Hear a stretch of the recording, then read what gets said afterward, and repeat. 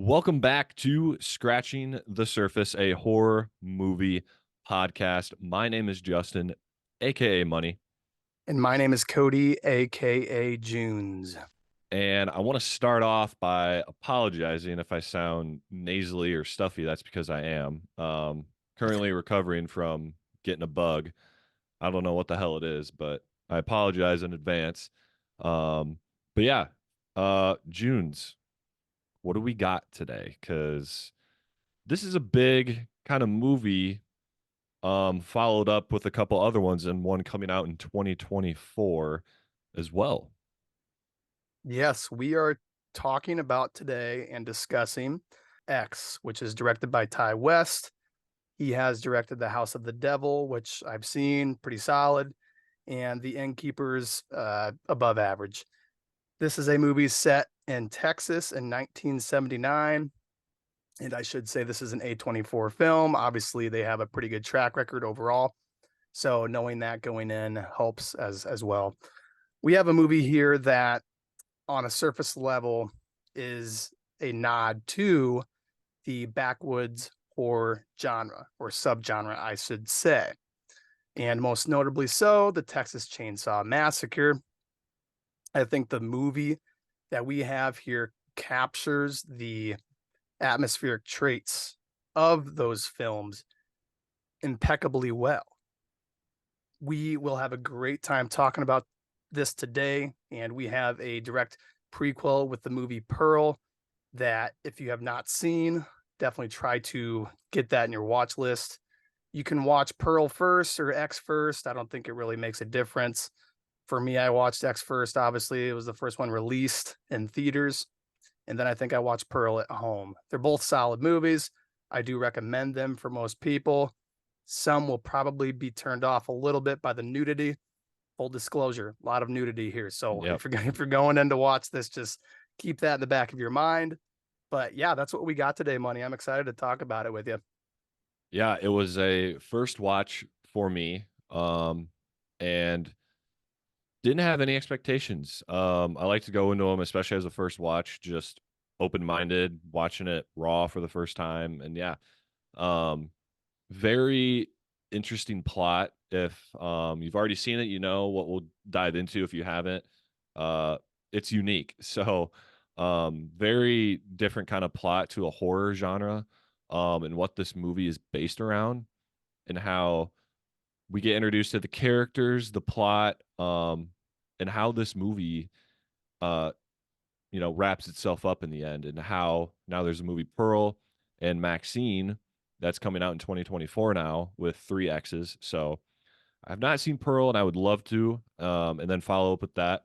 But yeah, very, very interesting movie that we're going to be reviewing. And before we dive into this, make sure to check us out on Spotify, Apple Podcasts, YouTube, and TikTok, and that is Scratching the Surface 100. Um, Leave us a like, comments. We'd love to get feedback. Um, and yeah, that's what we're all about. I'm gonna read Rotten Tomatoes' movie info or the synopsis quick, just for anyone listening that wants a recap or that hasn't heard it, and you can kind of get a message in your brain about what this is about. So, in 1979, a group of young filmmakers set out to make an adult film in rural Texas, but when their reclusive elderly hosts catch them in the act, the cast find themselves fighting for their lives. And it's pretty simple. And this movie for me was very easy to follow. I did not scratch my brain or have questions really. It almost June's reminded me of like a subpar version of like Texas Chainsaw, because you have these group of kids in a van, they stumble into Texas, Yep. and they're they actually rented out this place, lo and behold, and get threatened in the process, end up staying, shit hits the fan, and we get introduced to Pearl, who is played by an older woman, uh but also dual role. I didn't know this before, but Mia Goth also played Maxine and Pearl. Very different. You don't see that a lot. And that was interesting. So Junes, what did you think of the first act? There's a there's not a whole lot that goes on. It's pretty straightforward. Definitely for me, like a slow burner movie in general, for sure. So let's get into the first act, shall we?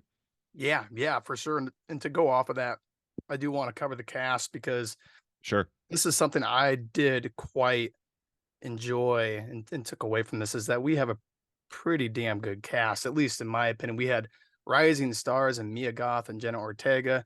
I have yet to watch the Wednesday series on Netflix with Jenna Ortega. I want to try to get that in my rotation going into next fall, hopefully. So we've got those two actresses who do a great job. Brittany Snow, the lovely Brittany Snow. We've seen her in plenty of stuff. She's obviously in her 40s now. She's not doing quite as much work, but she plays Bobby Lynn. And we've got Kid Cudi, which is a shock to see him in a random horror movie here. So Kid Cudi's in this. Martin Henderson plays a big role as Wayne Gilroy. And then we have the person that's filming the whole porno, essentially. We'll get into that. Yep. Who his name is RJ. He's played by Owen Campbell. And then we have the two elderly people living on the farm that allow them to rent out the little lodge next to the main house. And we can look up their names here. We've got Stephen Ewer, who plays Howard. And then, like you said, Mia Goth somehow amazingly playing two parts here, the second being the old woman Pearl. So let's just glad we covered those quick. Yes. And in the first act, I think this was pretty fun for me. I think there's a lot of cool, unique shots that we get from Ty West. I love the first act's opening scene. We have our main actresses and actors at the Bayou Burlesque, which is around Houston, Texas. We've got some oil and gas refineries just right around the Bayou Burlesque where these people work. They make their money. They're strippers. And we have the main almost entrepreneurial spirit in Wayne, who is kind of overseeing the Bayou Burlesque and kind of managing these girls. And they have a good thing going where we have all of these workers from these oil and gas refineries wanting some entertainment, some Yep. adult entertainment, I should say. So we have them basically making a living here at the Bayou Burlesque. We have some fun opening scenes then when we have them kind of group together and head out to make their porno together. And it's a really, I would say, upbeat few scenes we've got in the summertime playing in the background. We've got them all kind of strutting out of the Bayou Burlesque, hitting the van together, getting on the road. These scenes were very reminiscent for me as well to the Texas Chainsaw Massacre, where we have everybody riding together, just kind of Yep. talking about their future plans. I think it was a lot of fun. What were your thoughts on them? Yeah, I think it was definitely fun to just see them living their lives. They have high spirits for the future, wanting to be stars. And that setting really made sense because I imagine you just have a lot of blue collar workers, guys just being guys, really just tired at the end of the day, wanting entertainment. And when you have Wayne kind of well, not micro, but like managing their probably finances, how many hours they get a week, whatever, how much money they make, keeping track of all that. That makes sense. And for it to be in 1979, I mean, you think now, like 40, almost 45 years ago. Well, yeah, 45 years ago at this Hmm. point. Unfortunately, porn probably being on an uprising back then, um, and adult films coming out, people wanting to promote that, that just makes sense. So I loved how, and for me, like watching, like no idea what's kind of going on. Everything's raw when I'm watching it. It's a first watch, like that to me just clearly made sense. And yeah, they hit the road and they stop at a gas station in this first act. They're getting supplies and not a lot whole happens. But they get back on the road only to kind of basically what leads into the end of this first act almost is them getting to a farm, which we figured out they rented. And Wayne actually getting threatened by Howard in this. who I believe he served in both world wars, which is pretty damn impressive, obviously. Um, threatens them like back in Texas, like if you're on my land, I have a right to shoot you. They mention that a few times in the movie, which is pretty cool. They eventually the dust settles, they reconnect, and in this whole process, we learn how you know Maxine and Bobby Lynn just they want to be stars. Jackson, who's a funny character, kind of in this, who also served and has time, and he relates to that with Howard later on. Um, they just kind of want their privacy. They learn there's tension there from Pearl, who we see later on, and obviously Howard. There's tension. They kind of figure out slowly what they're doing, and how they just portray themselves as people, either on set or offset.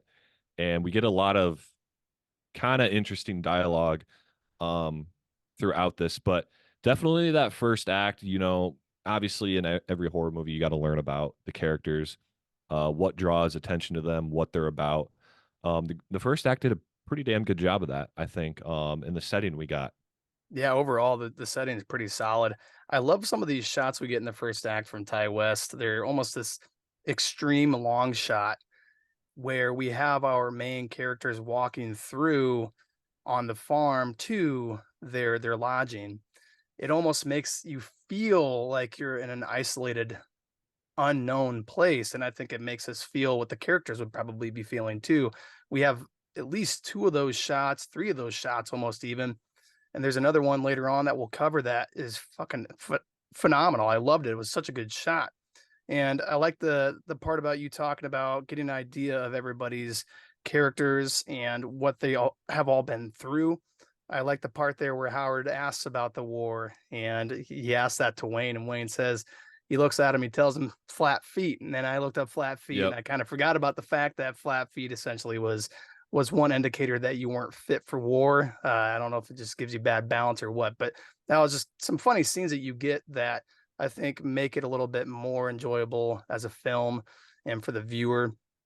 The first act all around just gets us accustomed to our setting, and we have some suspense building up with the 2 old folk on the farm that rent out the lodge to our characters. We have a couple scenes here and there where I would almost say that Maxine's character is having these moments come up more than the other characters, where she notices a really creepy shot when they're getting out of the truck at the farm. She notices Pearl, the old woman, up in her upstairs bedroom window looking out, staring at her. And she also has a scene later on where Pearl's essentially following her and stalking her. So it's almost as if Pearl has this fascination and inclination to watch Mia Goth's character Maxine more than the others. So the first act all around is pretty fun. We obviously get into the porno scenes, like I said, a lot of nudity. Uh, Right. and we have RJ filming the whole thing, and he believes in making this a piece of art. He believes in making the porno more about the story than the actual act, which is just funny to me. And you mentioned it, at this time with film becoming more widely dispersed to the common everyday population, obviously people are going to start getting their hands on these and trying to make pornos and trying to make up the plot for these. It's just kind of funny to me. And I think all the other characters sort of laugh at RJ or kind of dismiss his idea of wanting to make this awesome film. And there's even a scene where when they're at that gas station where they're taking a couple shots for the film, and Brittany Snow's character, Bobby Lynn, tells Kid Cudi or tells RJ to get an angle of Kid Cudi filling up the car with gas so that it looks like he's pumping his you know what into the vehicle. So Yep. stupid little shit like that is just kind of funny, and I kind of had a fun time with it. Honestly, I don't know about you. No, I did. Those little moments definitely bring a comedic relief to it, just for, again, how the movie, this plot is based around, it's literally based around them getting this home video shot at this rented out farm cabin that they had. And I liked how you touch on RJ because we learned too in the movie that he's kind of in this relationship with Lorraine or Jenna Ortega's Yep. character, and how, he's mentioning she's different, she's special, she just works the the classic like the boom mic just in that in the production of it. And we see a different side of her in the second act as she's Mhm. actually wanting to join in one of the scenes as well. So very, very interesting. Again, like this first act now leading into like the second act, it's all simple. They arrive, they start having scenes together, some jokes played around, and yeah, Mia Goth's character Maxine basically noticing how certain things are just eerie. Something A about little this place off. is eerie. Something's definitely off. Mhm. And there's actually a scene too where she goes into the house and has like a glass of lemonade Oh, with Pearl. such a And good, I love those. I think that, we get the window shot, but and then that is kind of like what sets off how things are probably going to start ramping up soon. And they do. And basically, doing research into this, learning that actually Maxine played Mia Goth and Pearl, they both carry the same essence. They're just in basically different life stages. And they come across each other for the first time, and then you start seeing scenes after that where you Pearl is like an older version literally of Maxine, Mhm. and they carry the same traits. And we see that at the end of the movie too. They both like, actually confront each other about it and talk about it, which we'll get into later. But yeah, just some eerie shit starts happening around the farm. They're filming, and up until this point, now things really start to ramp up a little bit. And we get a shot where I think Jackson wakes up, or somebody wakes up, and he goes to the fridge basically, and we see Howard come in with a flashlight, and they have a confrontation. And he's like, "My wife's missing. She gets lost in the woods sometimes at night," like expressing how this isn't the first time that it's happened.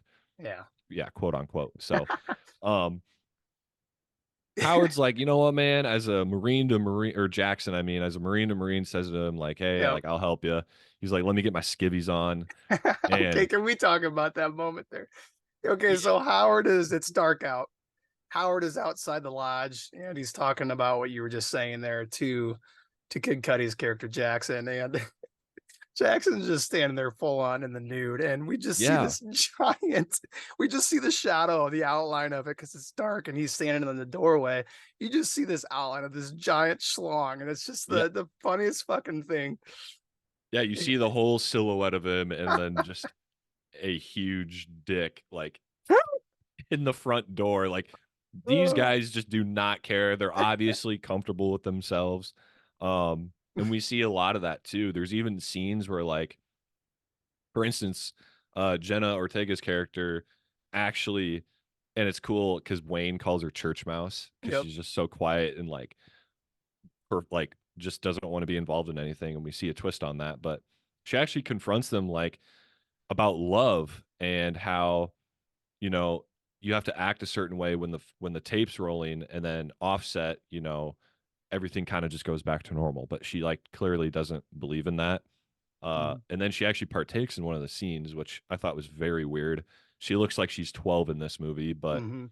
Yeah, very, she did look young in this movie. I don't know what she is now, very but yeah, young. it's a very good point. So I like those leads, the lead up to those scenes there when we have the group kind of having some interaction and dialogue Yep. between each and every one of them sitting together in the living room of that little lodge. And we have Brittany Snow's character, which she's got a pretty damn good voice. I gotta applaud her there. She starts singing Landslide, and they're all just having this kind of cool moment together. They're sharing in this moment together, regardless of what comes. And the final act, which is a lot of blood, I shall say. But these scenes are cool, and I enjoyed them very much. And that's interesting too as well with Lorraine, because RJ at the beginning of the film, I don't think she was fully aware of the fact that they're going to be shooting a full on porno, and she tells RJ, like, this is not what I thought we were doing here. And Exactly. RJ pretty much calls her a prude. And then we have that cool almost shot back to RJ later on, right around this time when she wants to do the scene where RJ says, I don't want you doing that. No, absolutely not.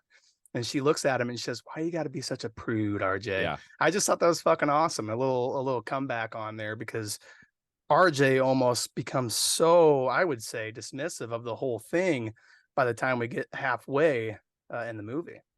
Yeah, and she films that scene, and we get a shot of him in the shower, like, crying, on his knees, and he's just, like, in shambles of, like he clearly had a vision of her, in his head about how, they're gonna live happily ever after, Yes. probably she's gonna be this perfect girl for him, she's not gonna partake in any of this, even though, he's more on the side of, "Hey, let's film an actual good movie instead of worrying about, the shots that are gonna be in it, what people are mostly looking forward to." Like, he's clearly about the cinematography and just, even when they arrive at the place, he's like, "This is perfect," and Yeah. he's so excited. So, up until this point now, I mentioned earlier about the interaction with Howard and Jackson, the old man and Jackson, how, they're gonna go looking for his wife, and this is where things start happening.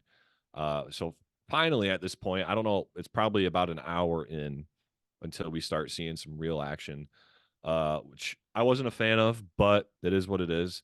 Um, because it's definitely a slow burner. But I think the first death we get is with Pearl and RJ, kind of right in their front driveway or in front of the house, if you will. And like I just mentioned too, with RJ in the shower, he actually is so pissed off that he just wants to dip. He wants to leave, just leave everybody. He's like, have fun finding your own ride, getting home. Like he's talking to himself, clearly heated. And the fact that basically his girlfriend, I think they're in a relationship, uh, just did this scene and how he almost felt like cheated on, but it's also porn. So it's like, and they had all that talk before. Yeah, So Wayne was trying to straight up tell him like, "Hey, I yeah, mean, you can't hate her for doing what she wants to do here. She made her decision. You'll be fine, bud, and you just got to move on." He's straight up right. telling him that. Yeah. And he tries to leave and gets in this old Scooby Doo van, basically. And Great song playing in the truck, by the way. I fucking love that song. Don't Fear the Reaper was playing when he yep, gets in that truck. yeah, definitely some hits in there in this movie. And he bumps into Pearl. Just the headlights. He makes like a right Boom. turn or something, and the headlights boom right on She Pearl. pops out. Yeah, and just like, with our last episode with The Dark and the Wicked, Woman in White again in this. So, but this Woman in White's Pearl's just so eerie looking, the makeup. I just gotta, hats off to that too, for that dual role with Mia Goth as well. And he's freaking out. He's like trying to, get her out of the way. He gets out, talks to her, tries to confront her, like just basically get out of my way. And she starts approaching him, June's like sexually, like kind of groping him and trying to like kiss him and stuff. And he's like, "What are you doing that for?" And I knew the whole time, like you could clearly kind of see she had something behind her back as well. They just did a pretty good job hiding it. And he gets just stabbed right in the neck over and over and over again. And I think later in the movie too, we see his head like fully decapitated. Yep. After the fact, we saw that. So, June's at this point, like, how was that kill to you, and how did you now view things going on up until this point? Now that we kind of got our first kill out of the way. Thank you for asking because that is a part of my review that we'll get to at the end. I think the kills are fun. I think the kills are very, very disturbing and bloody and everything you would want from them. And this one was no exception. We've got Pearl acting in just such a fucking creepy way with the, like you said, the groping, the sexual, just RJ he's really kind of curling up when he's standing there in the driveway by the truck and she's just all over him. I mean, this lady's in her 80s, man. RJ's like, I don't want this. Please get away from me. And she once she hears him say that, I mean, she wants this character anyways, she wants the sex, man. She's in her 80s. She wants the sex. Oh So yeah, she hears that and she gets fucking pissed. And man, when she doesn't stop with that knife, I think there was at least 10 freaking right in the neck. And I do think he was decapitated when we see him later on Yeah. in the final moments of the film. So that is just disturbing. And we have some other good kills too, because we had Wayne just before that go looking, or at least help out Lorraine to try to find RJ. He ends up, and I don't know if it was a corn crib or what it was, some kind of barn, but he was inside there and he steps on a nail within the barn. And what's funny about this is Wayne is walking in his whitey tighties all the while. It's literally that's Yeah. literally all he's wearing. So there's just this Everyone's bold just and like wearing yeah, underwear, nothing but they that. don't It's give two just fucks, man. no. They're letting it hang. So he steps on a nail, he starts bleeding, and he hears something outside the barn, and he goes up to the side of the barn, and there's a couple holes in the barn, and he looks through them with his eyes. There's a moment where he kind of goes back and forth between the hole, trying to peer through with his eye. And it was a very sudden moment, but we clearly see his eyes get impaled through those holes of the barn with something. And I think it's revealed it's a pitchfork because Pearl comes around into the barn, and it's just so crazy that she's just standing there in the barn and just starts kind of stabbing his head with the pitchfork.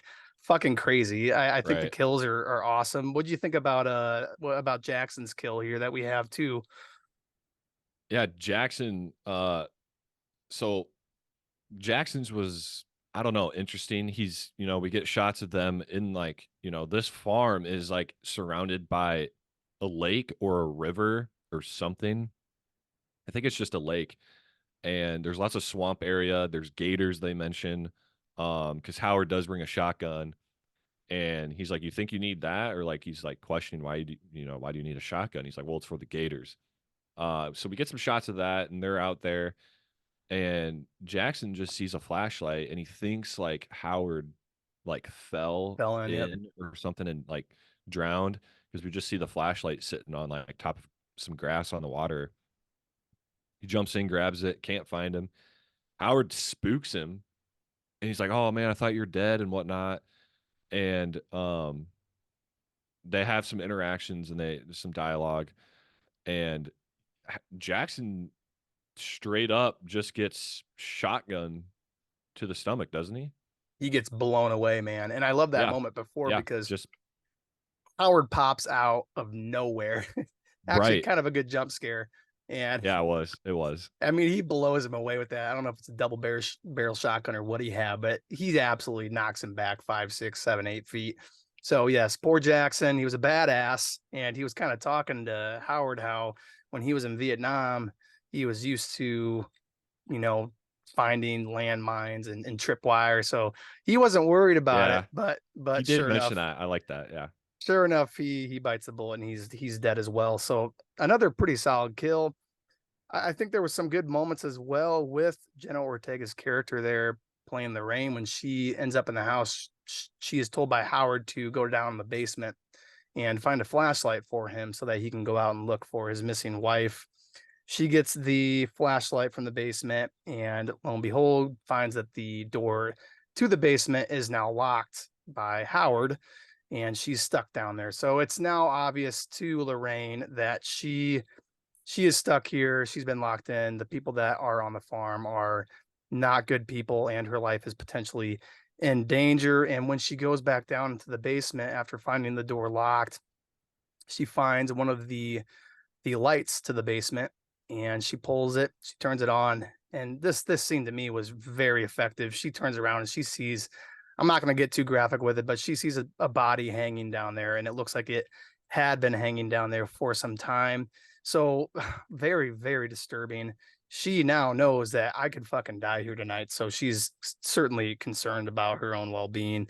She starts yelling for someone to help and to come open the door for her, but she's got to wait a little bit before that happens.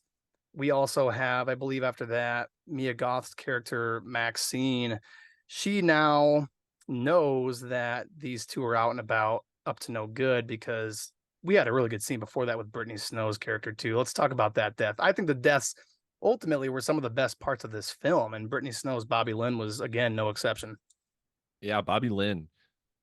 I think after Jackson got shot, like it cuts right to Bobby sleeping and like getting woken up kind of by that shot out in the Yeah. forest basically. And she gets up, runs around, and actually, Junes, I think before that, we do see this is a creepy ass scene too. Oh god, I know exactly what you're gonna say. Pearl getting into bed with So weird. Maxine, So like weird. she's got bloody hands touching her, Mm. and it's just that's all that really happens. She like, is in her white gown still all bloody, and she somehow doesn't wake her up, sneaks into bed and like cuddling her basically, like Mhm. being a big spoon right behind her. It's so weird, and the sex drive to her is impeccable, and literally like just the urge and the drive this Pearl chick has is insane. So Bobby wakes up and Maxine is screaming, and she runs into the room and she's like she was sleeping with me and touching me, and there's a cool jump scare too when Bobby gets into the hallway. Pearl just like walks right by her and she's Full like on naked.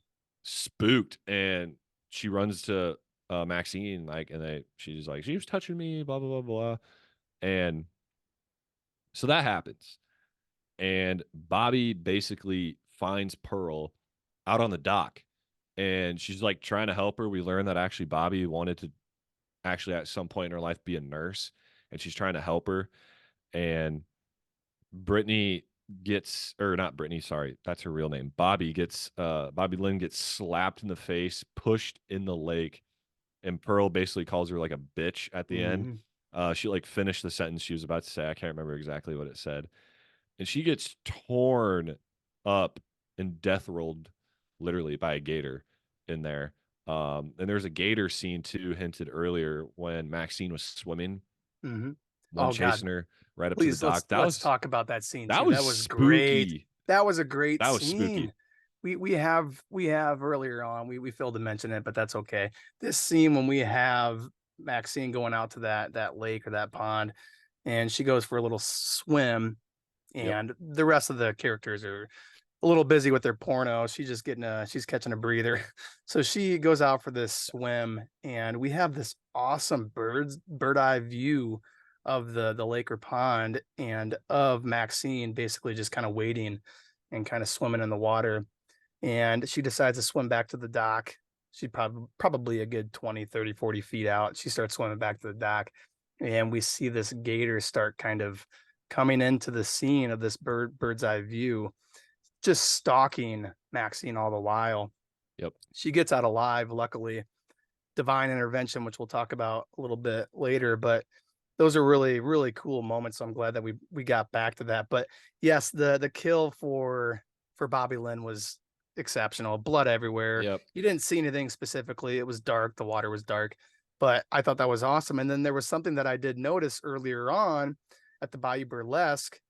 The outside painting for their basically strip joint was a painting of a woman Oh, very similar looking to Bobby Lynn with just the bikini on, and she's getting kind of yanked on her bikini by a gator. So I think a little dude. bit of I never put foreshadowing that there. together. Yeah, a I little never put that foreshadowing. together. Really That's good awesome. kill. I love that kill. And Pearl is very, very envious of Bobby Lynn. She kind of hated her character, but with Bobby Lynn, when she tells her she wanted to be a nurse, I kind of felt bad for her in a moment, because this is somebody that probably wanted to be something else in her life, and this probably goes for everybody in that business, but it's unfortunate because you want people to have a good life, and clearly Bobby Lynn has ended up somewhere where she did not prefer to be, as a stripper. So that was a pretty good impactful scene, I would say. And I think we pretty much jump back into the house. This is where a lot of the final moments go down. It does. Yep. So Maxine finds Lorraine in the basement, and actually before that, Howard too. Well, sorry, I'm jumping all over the place.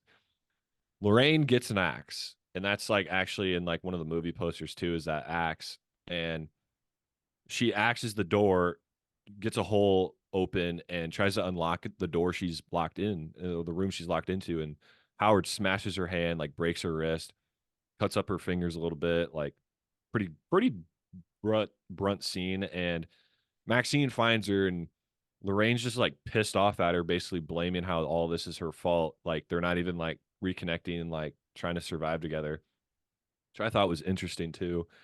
And up until this point, they get Lorraine free, and this was shocking. Lorraine bolts out of the house just to get literally clotheslined by Howard's shotgun, like just folded in half. I like your use of And words there. literally, and she gets one tapped. I mean, literally just blown to pieces. Um, and they do show like a close up of her face and stuff. And Maxine's hiding in the house while that TV is playing. Lo and behold, of her dad, who's like the Mhm. evangelist on there, who we figure out later at the end. And she's got the pistol from the van. And they mentioned earlier how Howard's shotgun, when he threatened Wayne, was empty. And he's like, all you got to do is wave it around, and that usually works. And the damn pistol was the same way. We She knew it the she whole time, damn she it. confronted them, or Pearl, with it, and it shot blank. Well, it was not loaded, I guess. It didn't shoot blanks, but it was unloaded. And lo and behold, too, before this, they foreshadowed the hell out of it. Because I want to talk to you about this too. Howard's heart problems in this. And this irked me because he just croaks. He has a heart attack.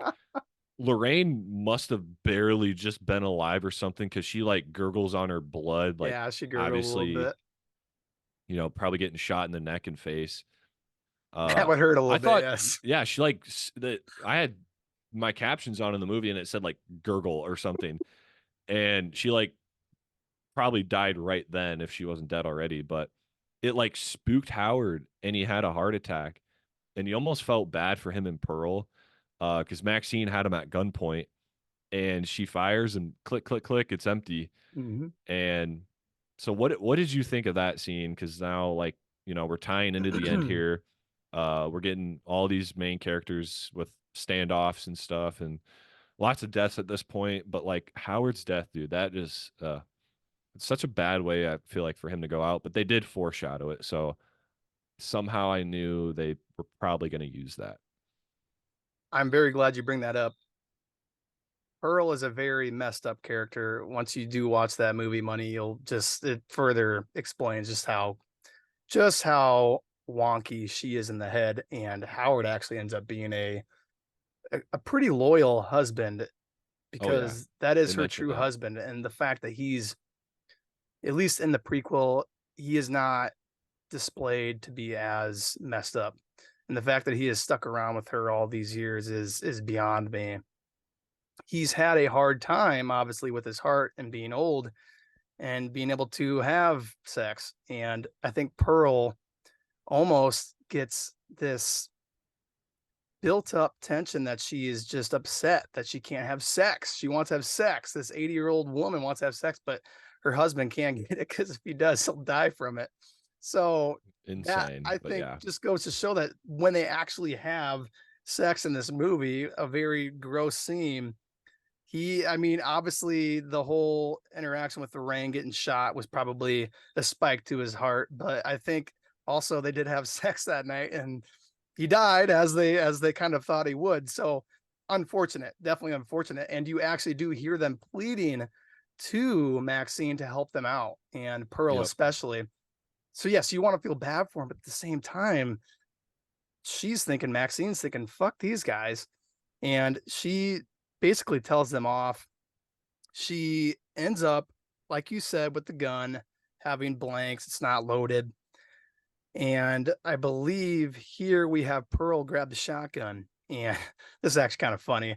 When Pearl Yeah, shoots the shotgun at Maxine, she gets blown back. I shit you not, 10 feet through the front door. at least 10 feet, dude. Like, I don't know if they had a stunt double for that or what, or like a wire on them, but yeah, she shoots it, and the kick of the shotgun and the recoil sends her back like 10, 15 yards, just out the door. She broke her hip, like they mentioned earlier, how Howard's worried she's going to break her hip, to Lorraine about to go and get the light downstairs.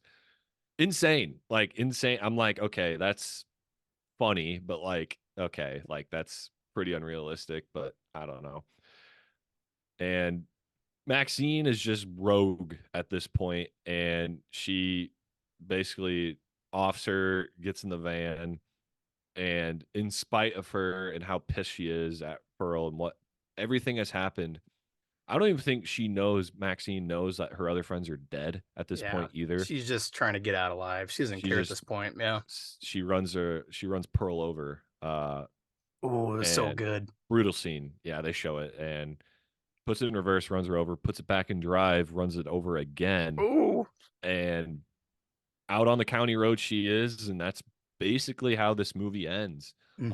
But before it does end, we failed to mention too, Junes, how this movie actually opened up.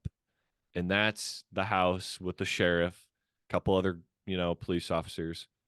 Uh, and they show all the aftermath. So they foreshadowed Hmm. well in the beginning too. And that TV's playing with the evangelists, and the sheriffs are there. They find all the bodies, whatever, and then it, cuts. But at the end too, we see that TV playing, and the evangelist or the preacher, basically, I'll just call him a preacher at this point, reveals a painting or a poster, and it's of Maxine. It's his daughter, and they're basically he's preaching the whole time how you can avoid sin, you can find the light in the Lord, like a lot of I don't it's hard to explain, but like a lot of you're saying like a lot of young kids too are leaning towards sin, and it's just like you have his daughter and all of her friends in this friend group like making a porno or like a home video and stuff. And that was like a jaw-dropping moment. I'm like, no Hmm. way they did that. Did not expect that at all. So that was very cool. That was a huge twist in the plot, Yes. especially right at the end of the movie, Well, like literally right at the end almost. at the And gas station too, they had that playing yeah, when her and multiple Wayne were in the scenes. gas station, and she was watching it, so she knew that was her dad, and she was probably thinking fuck him, and she didn't want to make it known that she ran away and she doesn't have any connection with her parents there. So that was kind of a cool tie up on the bow. And those first Yeah, scenes were very good for opening up this film. I did really like that because we have the sheriff and the deputy, they're down in the basement, and he's like, well, before that, he says, Sheriff, you probably should come see this. And he leads him to the right. basement. We see what is that person hanging down there that we talked about just a little bit earlier. So all in all, a good, decent ending. Is it great? Hell no, it's not a great ending. I don't think it is anyways. It's an okay ending. I'm happy that she lived.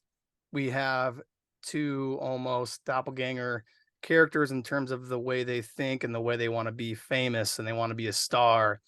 And Pearl telling her before Maxine drives her head over twice that she'll never be famous. She'll never be a star. You're just like me.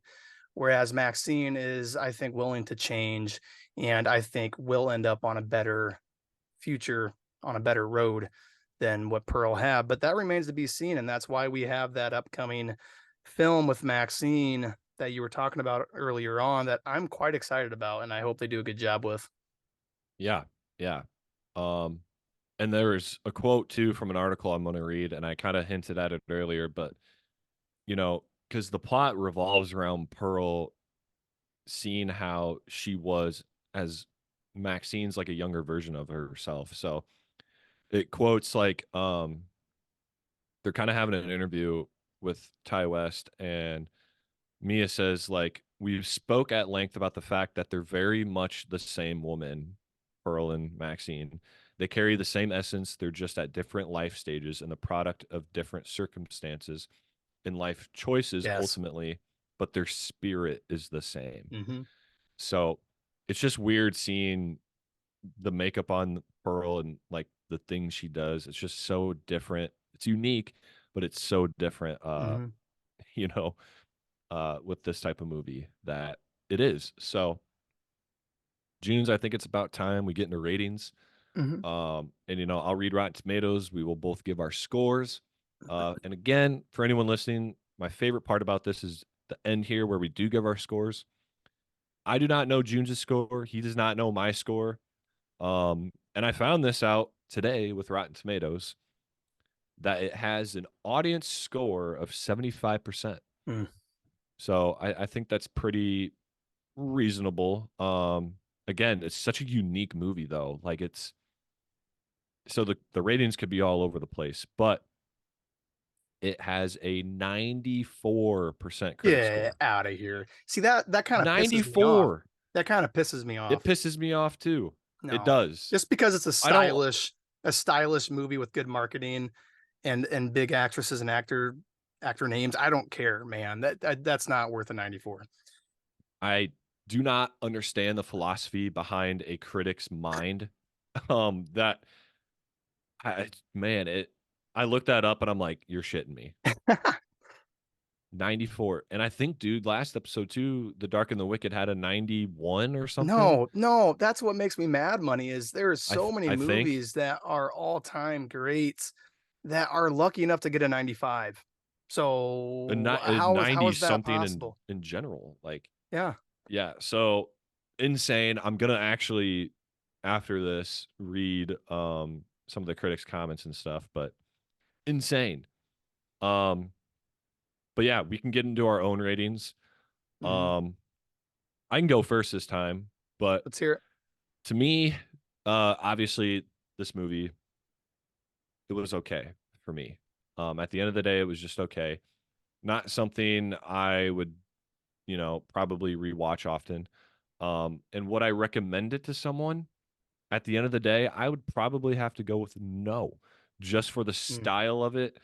The way, this plot is literally based around a group of friends trying to complete a home video. And I get, it's 1979.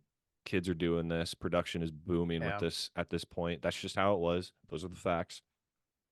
But definitely, probably not something I'd recommend. I feel like a lot of people would not find that much enjoyment out of it. I think this was a very slow movie where things could have started happening way sooner throughout it, or just different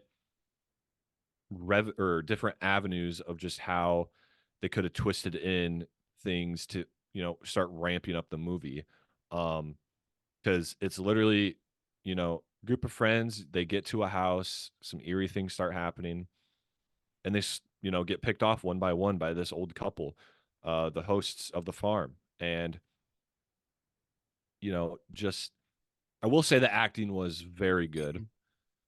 Some positives though, and the cinematography was amazing. I did love Pearl. Howard was okay. They they looked like 150 years old in this movie, so but the eeriness of Pearl, her whole melancholy look, the woman in white, very, very good. The kills were actually pretty good. I think they were okay. Um, like the gator scene, Wayne's death, pitchfork, like yeah, it's pretty brutal, but I think they were okay. Um, just definitely not my style. It is unique though.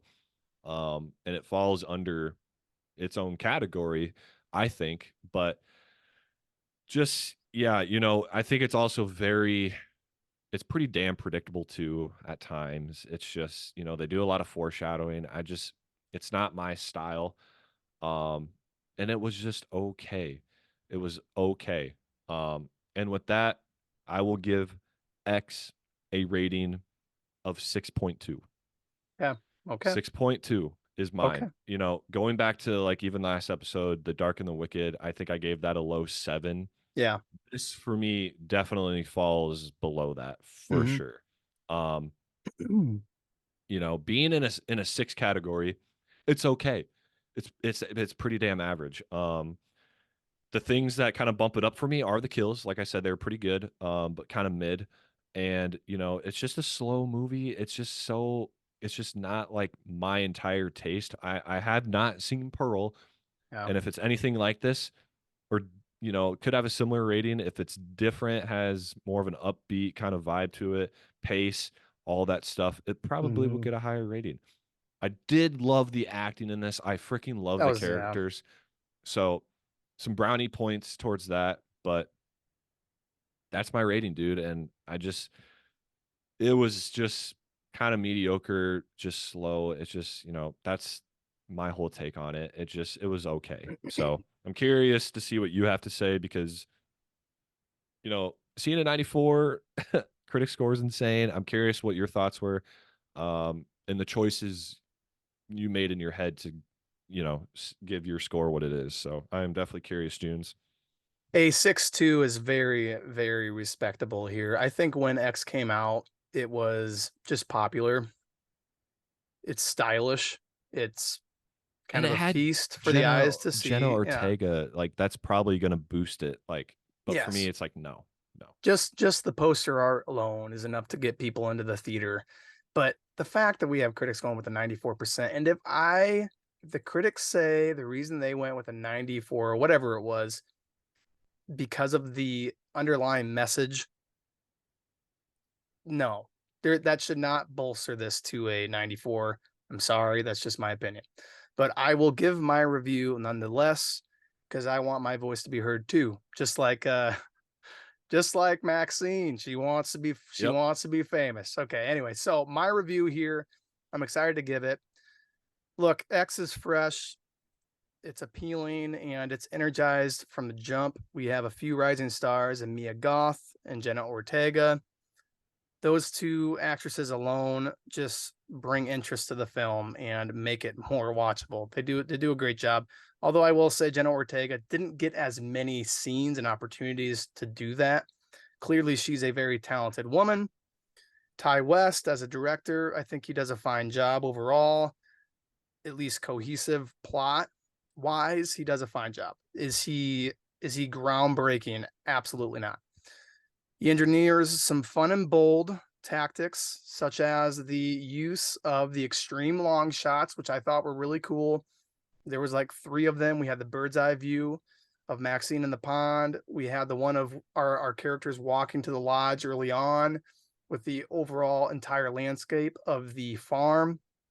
And we also have another one too when Maxine walks out to the pond and she's on the dock and it slowly starts zooming out to the point that she seems like a very small figure, like an ant in this overall isolated place, this unknown place.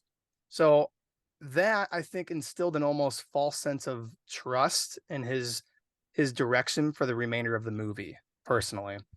And when we get revealed to our antagonists and the threat is plain as day and the action ramps up, this is when I began to lose some interest here, money.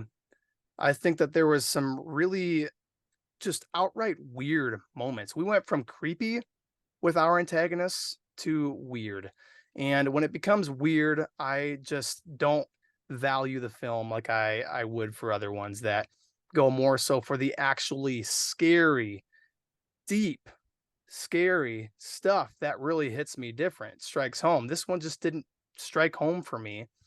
And overall, the kills were really fucking good. I thought that those were enough to bolster this maybe 10%, 15% overall.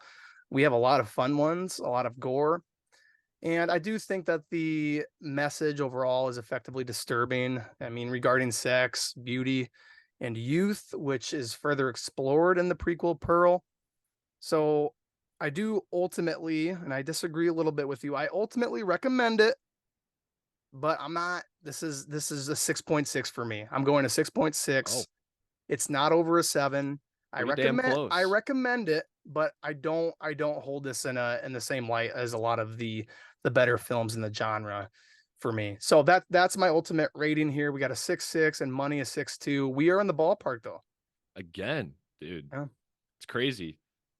But yeah, dude, I loved hearing your take because it's just such a different style of line to a plot, the message, like you said. And yeah, I love how you brought up too, like it just gets weird. Like it doesn't keep that eeriness feeling, a creepy house, like and how these characters really feel, except the fact is we start getting scenes with Pearl just being so goddamn weird. The kills were good. Yeah, it cuts back and forth to Howard and them, and like it's just it tried to tie a bow to wrap itself up in a good way, but that bow is just a shitty bow, I think. for me. It's just not like it's a pretty bad looking bow, I think, but it's man, I think it could have had a lot of potential Mhm. with the direction it could have taken with this cast. Like, just lost potential. There's nothing worse than that with a great cast and you know how it could have ended up. You know, I don't have like an alternate ending to just give out on the spot, but like, you know, even like I mentioned earlier, Maxine, she dipped without even probably knowing her friends are dead or if they were alive. She just dipped and it's just such a weird way to end.